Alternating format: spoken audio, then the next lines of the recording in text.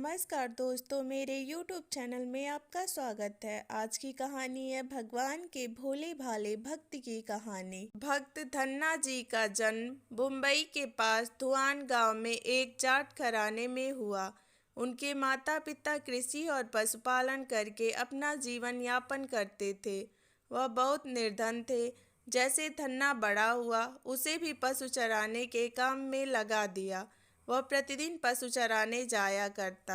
गांव के बाहर ही कच्चे तालाब के किनारे एक ठाकुर द्वार था, जिसमें बहुत सारी ठाकुरों की मूर्तियां रखी हुई थी। लोग प्रतिदिन वहां आकर माथा टेकते व भेंट अर्पण करते। धन्ना पंडित को ठाकुरों की पूजा करते, स्नान करवाते व घंटियां बजाते रोज देखता। अल्प बुद्धि का होने के कारण वह समझ न पाता। एक दिन उसके मन में आया कि देखते हैं कि क्या है। उसने एक दिन पंडित से पूछ ही लिया कि आप मूर्तियों के आगे बैठकर आप क्या करते हो। पंडित ने कहा, ठाकुर की सेवा करते हैं, जिनसे कि मनोकामनाएं पूर्ण होती हैं। धन्ने ने कहा, यह ठाकुर मुझे भी दे दो। उससे छुटकारा पाने के लिए पंडित ने कपड़े में पत्थर लपेटकर दे दिया। घर जाकर धन्ने ने पत्थर को ठाकुर समझकर स्नान कराया और भोग लगाने के लिए कहने लगा। उसने ठाकुर के आगे बहुत मिन्नतें की। धन्ने ने कसम खाई कि यदि ठाकुर जी आप नहीं खाएंगे तो मैं भी भूखा ही रहूंगा। उसका यह प्रण देखकर प्रभु प्रकट हुए तथा रोटी खाई व लस्सी पी। इस प्रकार धन्ने ने अपने भोलेपन में पूजा करके और साफ मन से पत्थर में भी भगवान को पा लिया। जब धन्ने की लगन लगी, उस समय उसके माता पिता बूढ़े हो चुके थे और अकेला नवयुवक था। उसे ख्याल आया कि ठाकुर को पूजा से खुश करके यदि सब कुछ हासिल किया जा सकता है तो उसे अवश्य यह करना होगा, जिससे घर की गरीबी चली जाए तथा सुख आए। ऐसा सोचकर ही वह पंडित के पास गया।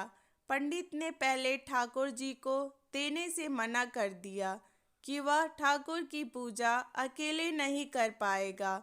दूसरा, तुम अनपढ़ हो। तीसरा, ठाकुर जी मंदिर के बिना कहीं नहीं रहते और ना ही प्रसन्न होते, इसलिए तुम जिद मत करो और खेत की संभाल करो।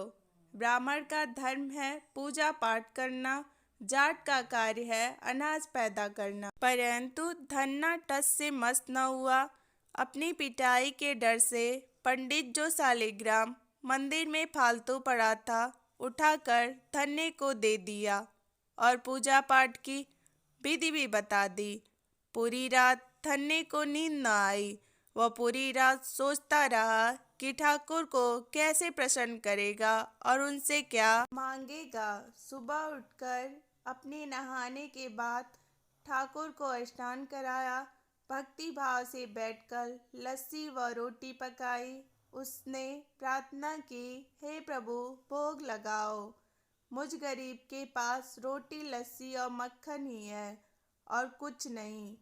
जब और चीजें दोगे तब आपके आगे रख दूंगा। वह बैठा ठाकुर जी को देखता रहा। अब पत्थर भोजन कैसे करे। पंडित तो भोग का बहाना लगाकर सारी सामग्री घर ले जाता था, पर भले बालक को इस बात का कहाँ ज्ञान था। वह व्याकुल होकर कहने लगा कि क्या आप जाट का प्रसाद नहीं खाते? दादा तो इतनी देर नहीं लगाते थे। यदि आज आपने प्रसाद न खाया तो मैं मर जाऊंगा, लेकिन आपके बगैर नहीं खाऊंगा। प्रभु जानते थे कि यह मेरा निर्मल भक्त है, छल कपट नहीं जानता। अब तो प्रकट होना ही पड़ेगा।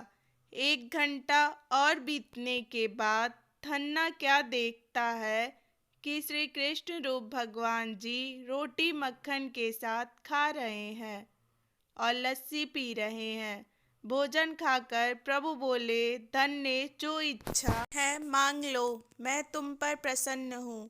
धन्य ने हाथ जोड़कर विनती की, मैंने सुना है भक्ति भाव जो तुम्हारी भक्ति करते हैं तो उनके कार्य सवार देता है। मुझे गेहूँ, दाल व घी दीजिए, मैं खुश हो जाऊं। यदि जूता, कपड़े, 7 प्रकार के अनाज, गाय या भैंस, सवारी करने के लिए घोड़ी तथा घर की देखभाल करने के लिए सुंदर नारी मुझे दे। धन्य के यह वचन सुनकर प्रभु हंस पड़े और बोले, यह सब वस्तुएं तुम्हें मिल जाएंगी। प्रभु बोले, अन्य कुछ? प्रभु, मैं जब भी आपको याद करूं, आप दर्शन दीजिए। यदि कोई जरूरत हुई तो बताऊंगा। तथास्तु, भगवान ने उत्तर दिया। हे प्रभु, धन्ना आज से आपका आजीवन सेवक हुआ। आपके अलावा किसी अन्य का नाम नहीं लूंगा। धन्ना खुशी से दीवाना हो गया। उसकी आंखें बंद हो गईं। जब आंखें खोली तो प्रभु वहां नहीं थे। वह पत्थर का शालिग्राम वहां पड़ा था। उसने बर्तन में बचा हुआ प्रसाद खाया, जिससे उसे 3 लोकों का ज्ञान हो गया। प्रभु के दर्शन के कुछ दिन पश्चात धन्य के घर सारी खुशियां आ गई। एक अच्छे अमीर घर में उसका विवाह हो गया। उसकी बिना बोई भूमि पर भी फसल लहलहा गई। उसने जो प्रभु से मांगा था उसे सब कुछ मिल गया।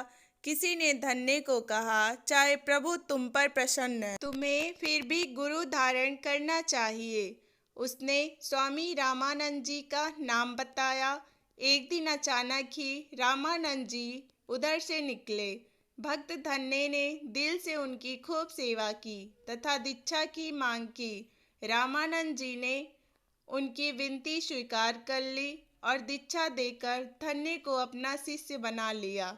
धन्ना भगवान के नाम का सुमिरन करने लगा।